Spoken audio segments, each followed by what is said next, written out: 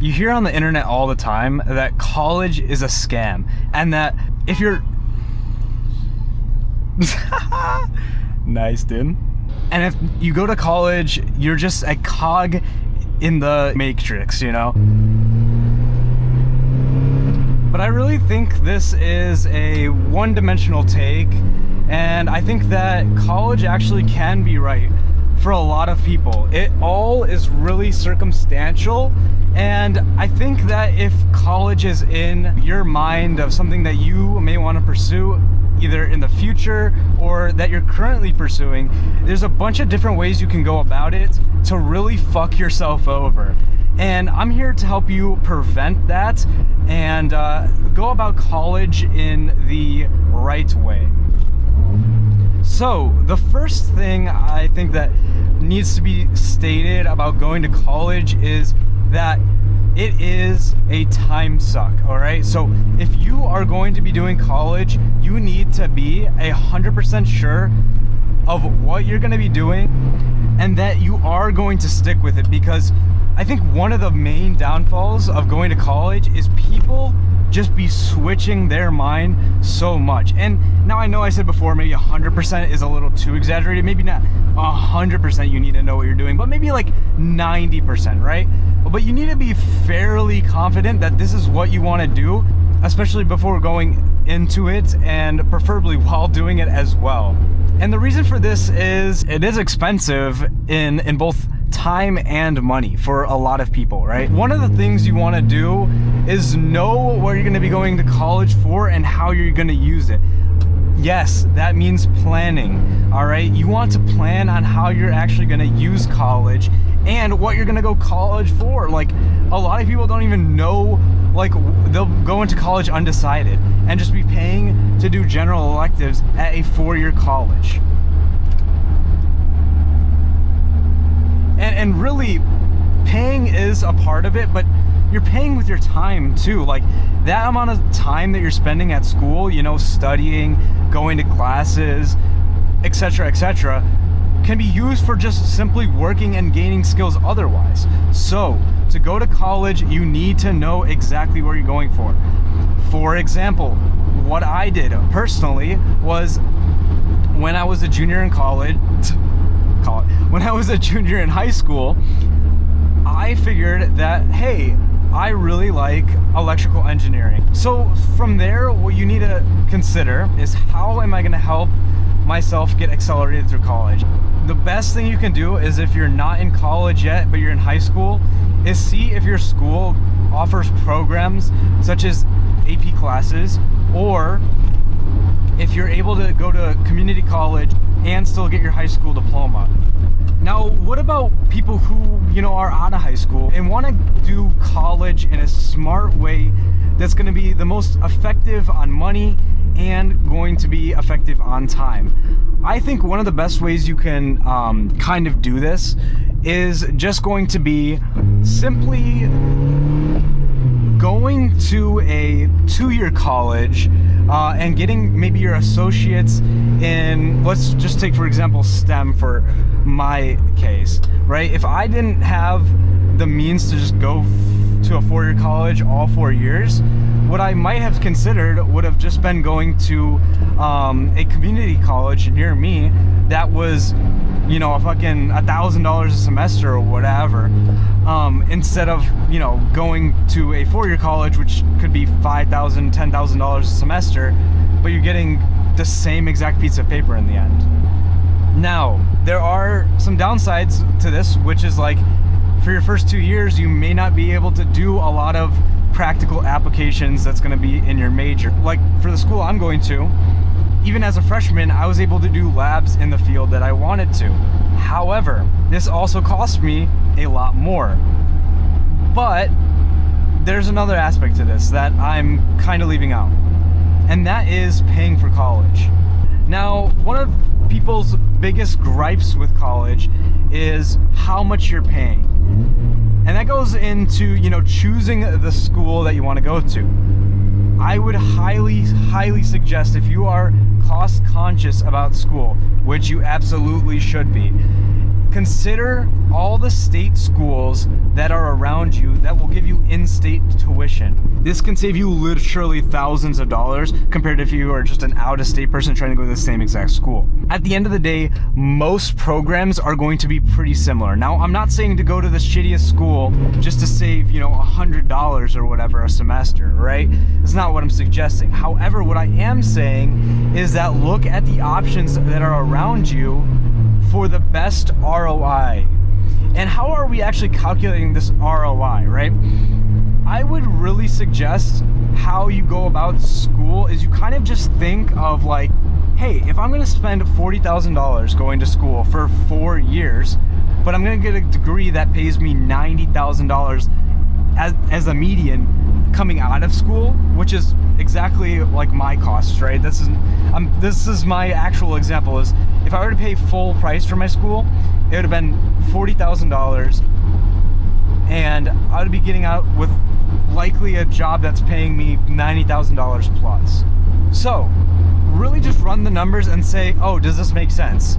Are you going to be spending $150,000 to make $40,000 or $50,000 out of college? Maybe that doesn't make sense. There's no strict rule that I can think of that really makes a generalized thing of, oh, this is okay to do and this is not. I just say whatever seems like it makes sense on an ROI standpoint, right? Just think about it as a business. If you're a business owner of your own life, would this investment make sense for you? And with investment comes debt. I'm gonna stitch this back in the video. I kind of went on a tangent, but I wanted to speak on debt really quickly. So a lot of people talk about debt and needing to go into it for college. And personally, I haven't done that, but I would say a good rule of thumb is if you need to go into debt for college, make sure the total amount of debt you're taking out for all 4 or 6 or 8 years or whatever isn't gonna be more than the median income for your area for that degree after your first year of getting out of college. So that means if you are going to be making, $80,000 as a mechanical engineer, first year out of college in the Chicago burbs, you really shouldn't be taking out more than $80,000 worth of student loans, and preferably less than that. But I do understand there are circumstances where this may be necessary, and getting a degree that is going to pay you back is very useful. However, it's when you over leverage your debt, that's when you have issues. So I think that's just a good rule of thumb. Now, personally, I am not going into debt for school, and that is mainly because of cost optimization. For example, I am not paying for room and board. I am staying and living with my parents while I go to school. Now, some people might not be able to do that, but this saves me like $10,000 a year. So why wouldn't I? Another thing is I applied to every single scholarship I possibly could. And listen, I don't qualify for a lot, I'm an able-bodied, straight white male that grew up in a 2-parent household that is middle class. I'm literally the worst nightmare for scholarships. However, that did not prevent me from getting, at this point, $20,000 in scholarships outside of my school, and then an additional $25,000 that is from merit scholarships from inside of my school. Regardless of the specifics, applying for scholarships is absolutely fundamental, and really just doing this as a full-time job. I mean, I literally created like a 2-minute video and got fucking $10,000 from it, right? And listen, it wasn't that hard. I just had to put in the work and the action.